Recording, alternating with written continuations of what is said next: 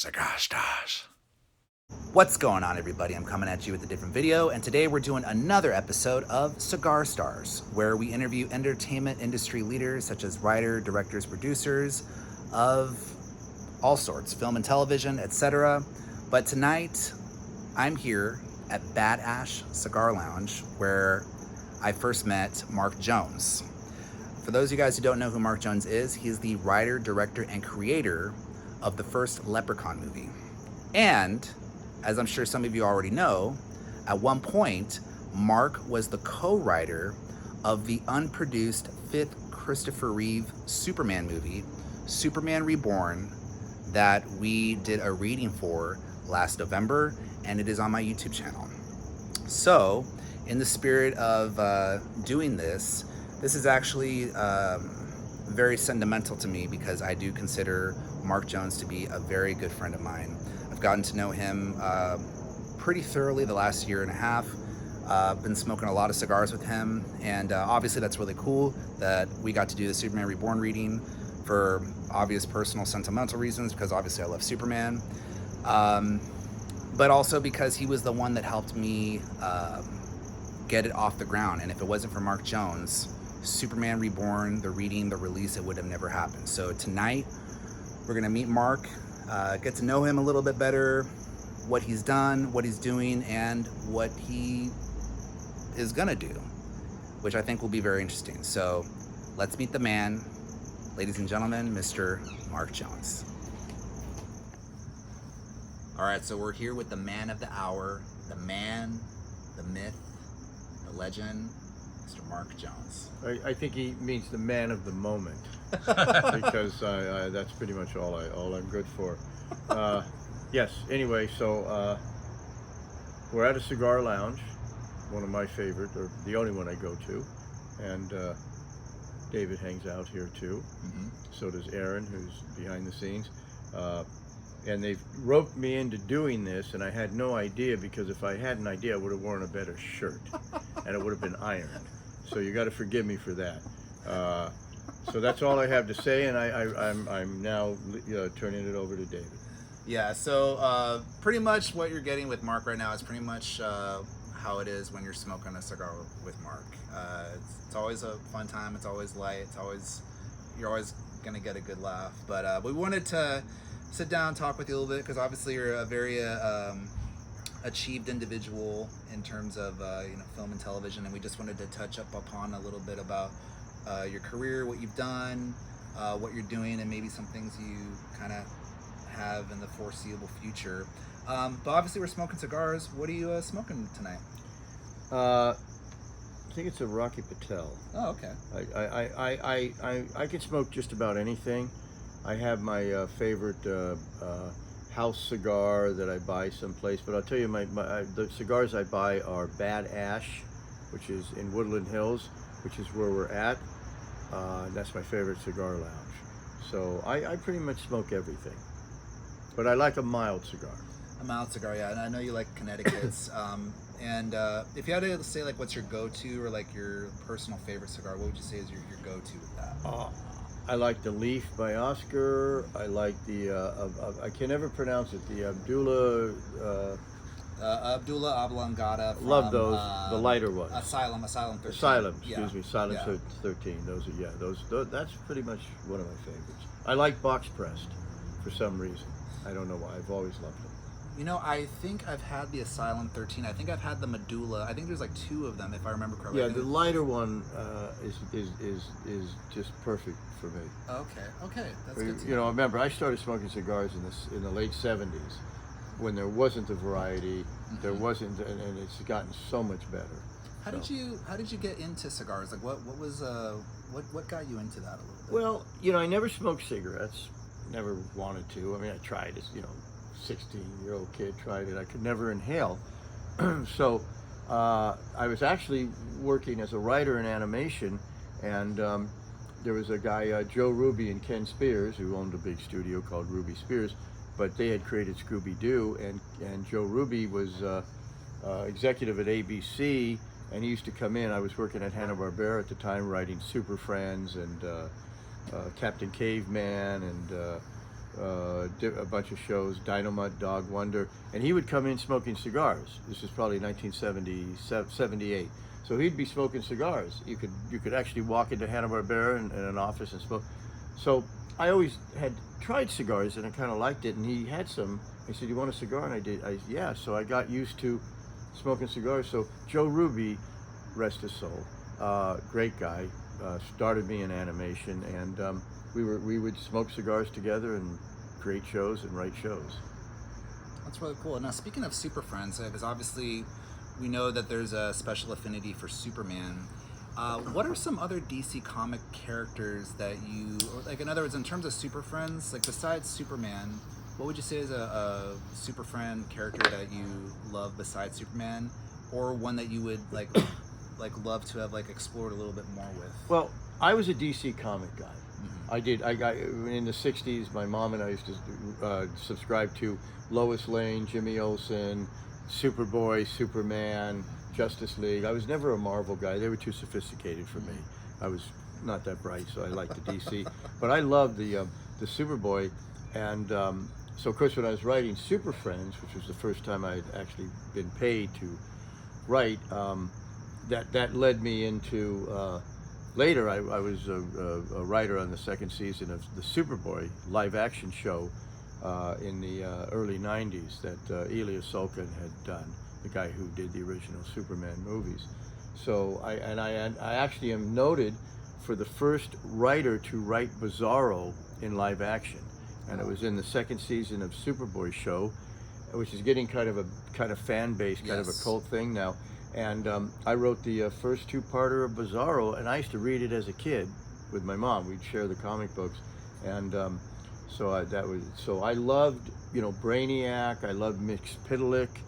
I loved all the different Superman and Superboy villains. Very nice. Okay, cool. Now, as far as like your like television career, can you tell us a little bit about some of the television shows that you've written for? Because that's pretty impressive, actually. Well, I had a pretty good career in animation.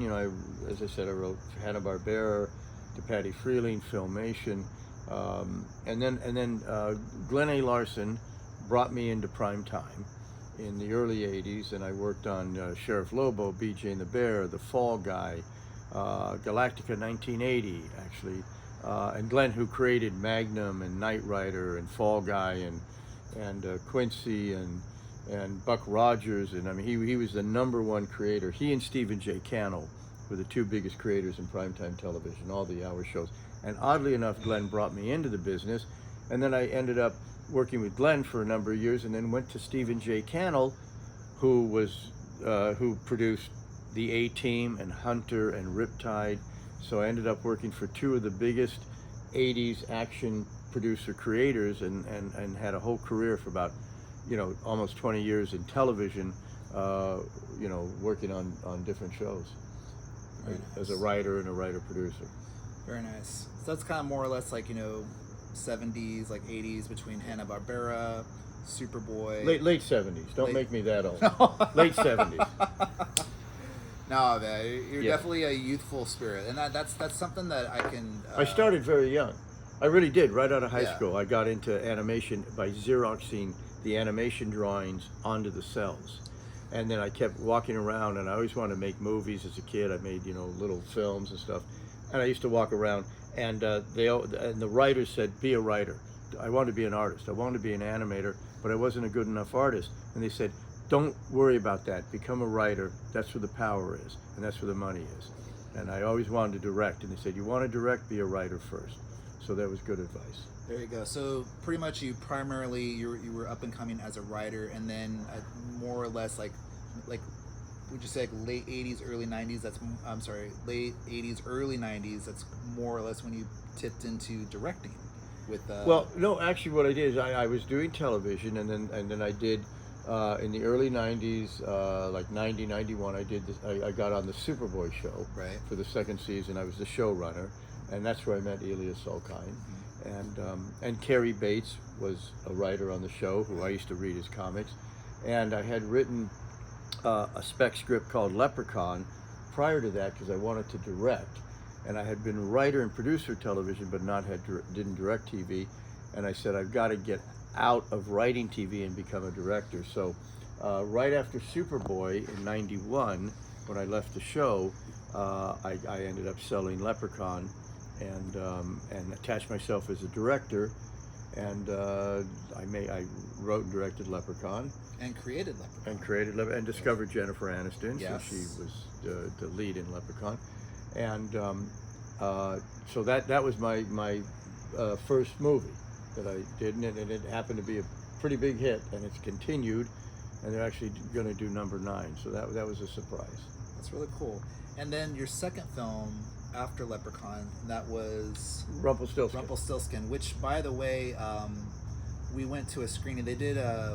There's a film festival in Hollywood, just for the viewers at home that don't know about it. There's a film festival called Beyond Fest, and I actually got to see Rumpelstiltskin for the first time on the big screen, and it was a secret movie screening. Nobody knew what the movie was. It was a full house, full theater in Los Feliz, and I thoroughly enjoyed that movie. It was on set, on location, practical effects. It surprised me. I mean, we shot that, and I'm going to now do a little plug. There we go. They just remastered it. I was involved in it from the original 35 millimeter CinemaScope, one of the few small movies that was shot in CinemaScope, because our producer was Dino De Laurentiis, and he gave us the money. Excuse me. And so they remastered it, letterboxed it, and put it on 4K ultra high def and Blu-ray, and the screening was great, and so that's sort of got now a cult following. So Rumpelstiltskin is sort of, the second movie I did, and it's kind of now starting to get a cult following, and I wrote and directed that. Well, the timing seems to be pretty impeccable, because it seems like a lot of Walmarts, because right now it's available at Walmart, and I've seen a lot of social media posts talking about it, and I do see that there is like a cult following with that, which is pretty interesting. No, it is amazing. Yeah. I'm looking at all these YouTube where they're all saying, we remember this, getting it on Blockbuster on VHS, and the kids loved it because it's got a great poster. They're looking through the through the graveyard, and it's from the creator of Leprechaun, so the kids who like Leprechaun, they wanted to see this, but it's now found a new audience of young people who have never seen it, and now it's on Blu-ray, and so it's got a new following. Yeah, and they've been restocking it quite a few times at Walmart. I think it's been selling out. Yeah, it's been selling out quite a bit, which is very impressive, which isn't a surprise, because now, from I think what you just shared with me this evening, is it looks like that Lionsgate is going to do a 4K restoration of Leprechaun. Yes, I'm going down there Tuesday.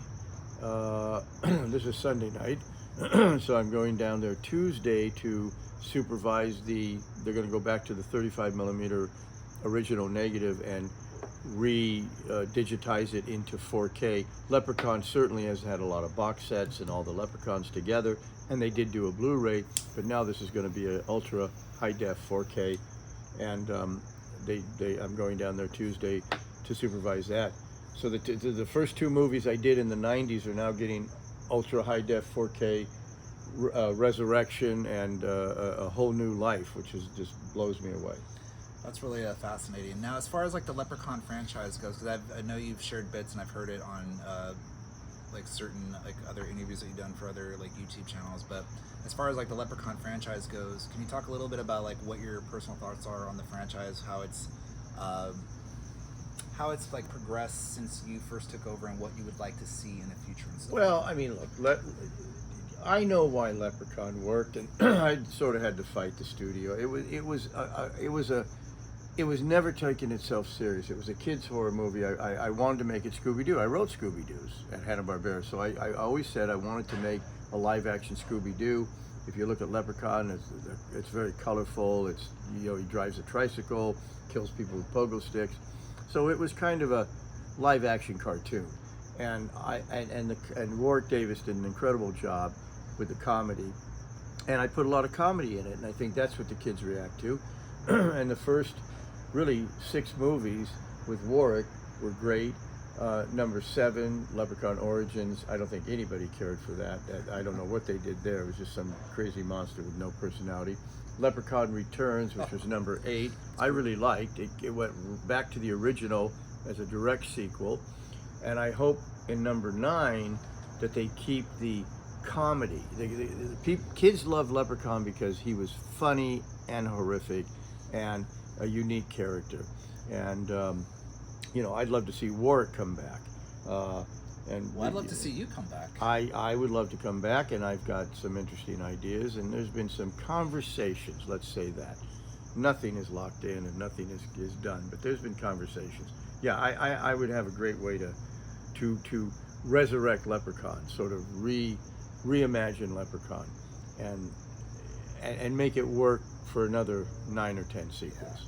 Yeah, I've had the privilege, the honor to hear a little bit about what you would do with that, which obviously I can't say, and I think it's brilliant. And I think just to have the creator of Leprechaun circle back to and finish that, I think that would be, just by that principle, I think that would be a very fascinating thing. You would think the studios would think that too, but you know, working with studios all my life, they don't think the creators have anything to do with any success. It's always the studios. So, you know, convincing them the way to do something, you know, I mean, there's many stories of me having to fight. I had to fight to get Jennifer hired. They wanted somebody else, and I basically tricked them into using Jennifer. So, and we all know what happened to her, which, by the way, she will not call me back. I just want you to know, but I wish her the best. No, that's great. Yeah, I mean, you never know how life can come back full circle on the swing of things. But with that said, I think we pretty much covered, you know, the early years, your directing career, and we plugged in Rumpelstiltskin, news of 4K restoration of Leprechaun Fans, which I'm sure a lot of people are going to really love. But we actually have a surprise for you, Mr. Mark Jones. So for those of you guys that don't know, we did a reading of Superman Reborn, and originally I was going to utilize the 3rd draft that leaked on the internet, and then I found out that through a mutual friend, shout out to Josh Megdell and George Sadie, because those were the 2 that connected me with you. So I was initially going to do the 3rd draft that leaked on the internet, and then the first night that I meet this guy, this is like about a year and a half ago, he pulls out the 1st draft, which to me, in my mind, and till this day, that is still the holy grail. Like, so that personal copy, it's like, to me, it's like the equivalent of the Ark of the Covenant, because I'm just in the bag for Superman. So I know you read the 1st draft and you kind of got up to speed, but one thing that you had mentioned was that you had not read the 3rd draft. So, Mr. Mark Jones, we printed the 3rd draft of Superman Reborn. Whoops, let me get this out. Wow. Yep, there it is. Look at that. Yep. Oh my goodness. Whoa. And you spelled my name right. Well, very nice. Look at that, huh? Yeah. Now I'm impressed. Yeah. I'm impressed. Yeah. And you put the 2 Brads in, which is great. Well, I think the middle one slipped out, but that's the draft that leaked on the internet. Yes. And there are differences between the 1st draft and the 3rd draft, and I know, like, from what our conversations are. By the way, the first night that I met Mark Jones, we literally stayed out till 2 in the morning talking about Superman, the development of Superman Reborn, behind the scenes, and it was that was one of the best nights of my life. It was fantastic. That's a night that I will forever treasure for the rest of my life, and I cannot thank you enough for that, because that really meant the world to me. That's terrific, and I'm going to. Yeah, you can just read it. I'm going to read that. Yeah, yeah. Yeah, but there's some differences between the drafts, and that was one of the things that, you know, when we were talking about Superman Reborn, you because I hadn't read the 1st draft yet. You was giving me insight before I fully read it, talking about in the 1st draft there's Brainiac has green skin, and there's differences between, like, the shrinking devices. In the 1st draft there's the wrist device which shrinks, but in the 3rd draft there's the pills. So I think that might be a good little refresher. I know you haven't, you know, it's been many years, but yeah. No, it's interesting to see. Yes. No, I was because I worked on the Superboy show, which was produced by Elias Solkine. Carrie Bates and I, who were the writer on the show, he said we're going to do a new Superman 5, or called Superman the New Movie at some point. Yes, yes. And we made a deal with Elia and Warner Brothers to write, which would have been Christopher Reeve's movie. Yeah. And I think we wrote the first draft in '91, just before 1990, just before I went over to do Leprechaun. And that was a great experience. Elia and I are still friends to this day. We talk all the time. And yeah, we thought that was going to work, but there was politics, and Warner Brothers wanted the rights back, and they wanted to do it themselves, and that's when they brought on Tim Burton and John Peters, and they went through 25 different drafts to finally end up with the Bryan Singer movie, which, you know, all due respect to Mr. Singer, I didn't think was the way to go. I second that. I'm on the same boat with you on that. Yeah, so this is going to bring back many memories. Oh yeah, it'll bring back a lot of good memories, and I think you'll be fun, because I know the first draft was something you were very passionate about, and rightfully so, because I do believe that the first draft is a stronger draft, is more Superman focused, and I will always tout and champion how Superman Reborn, the first draft that Mark and Carrie Bates wrote, was the Superman movie that got away. However, it is a part of Superman history, and of course, we got this beautiful poster that we made. It is a first of its kind. It's never been made before, but this is a theatrical poster of Superman Reborn, and it was made by Julian Artley, and we got it printed.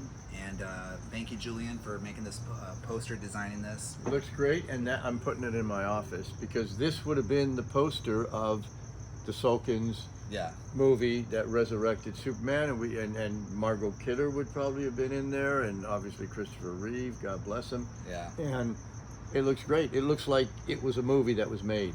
Yeah. And it should have been. Yeah, and it's got the cast members of the reading, and that was a very, very powerful evening.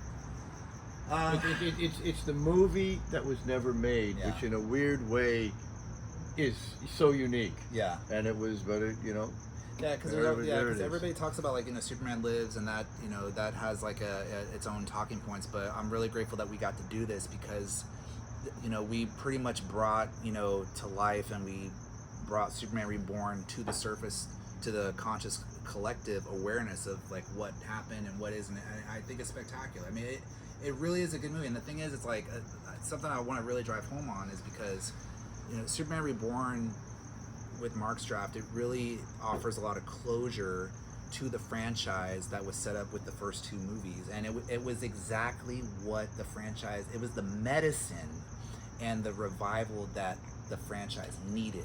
And you got to remember, Elia Solkine, who did the first Superman in number 2 and number 3, he knew what to do. We ended up on this one that Lois Lane and Superman got married. She was pregnant, and she had twins. And no, I've never seen that done. Nope. And one of the twins was going to have superpowers, and one wasn't. Yeah. And that would have started a whole new thing. And that was our idea, Carrie and Elia and I. And I just thought that would have been great. But it is what it is. Yeah, it is what it is. There is a Q&A portion a little bit more in depth. You guys can watch, if you guys haven't watched Superman Reborn, you guys can actually watch it on my channel, Superman Reborn. It's the live reading with the live cast, and at the end there's a live Q&A with Mark Jones and Ilya Salkind, so definitely check it out. Yeah, we give a little more insight into it, so you can just skip through everything till you get to me and Ilya. I'm joking, but it's actually good. The reading was good. You set it up, and it was interesting to hear. It was an honor. It was an honor, and thank you so much, because if it wasn't for you, Mark, that would not have happened. And obviously Or it wasn't for cigars. Yes, and if it was, He was in a cigar lounge that my partner, George Sadie, met, and he said, Mark Jones, and it's all connected to cigars. Yeah. So there you go. How wonderful. Yeah, definitely wonderful. And by the way, every movie I've ever made, you see me on the set, I've always got a cigar in my hand. Yeah. On everyone. Rumpelstiltskin, Leprechaun. Look at any behind the scenes, I'm smoking a cigar. Even present day, which I know we can't talk too much about, but I had the privilege of working on a set with you for a pilot that you're looking to get off the ground. And let me tell you something. That was a wonderful day. We had a wonderful crew, and to see you work and be present and have the energy and the delivery and execution, that really touched my soul, Mark. Because obviously I respect you because of, you know, what you did for me and everything like that. But to see you knowing what you've achieved and to see you do it in present time, because it's been a little bit of time since you've been on a set, but that was amazing. Oh, David's just saying it because he wants to work on the show. So he's just trying to be nice. No, yeah, it I'm was buttering fun. him up. It was fun. It was fun. No, we're still developing. We're still working. Got a lot of stuff in development. We got another horror franchise that we're talking about doing that they want to do. But you know, in the business, it takes, you know, things that you think are going to be done in weeks that take, you know, months and years. But we're still there. We're still active. So yeah. The future looks really bright, but I think we pretty much touched up, you know, all the bases. I just want to personally say, Mark, thank you so much. It's an honor and a privilege to know you, and thank you so much for taking this time to share the space with us and our viewers, and give a little insight of who you are, what you've done, and what you're looking to do. I really appreciate that. well, listen, anytime, you know, you want to buy me a cigar, I'll sit and hang with you anytime. Sounds good, man. All right. Thanks, Mark. Nice to talk to everybody. Thank you. All right, everybody, that's a wrap. Great time. Always a great time hanging out with Mark. As you can see, you know, he's a cool guy. Always a good laugh. But that's it, guys. That's a wrap. Thank you guys so much for watching. We got a little bit more cooking up in the near future with Cigar Stars. But if you guys like this video, be sure to like this video. Subscribe if you're new to the channel. Feel free to share. And as always, we will see you on the next one.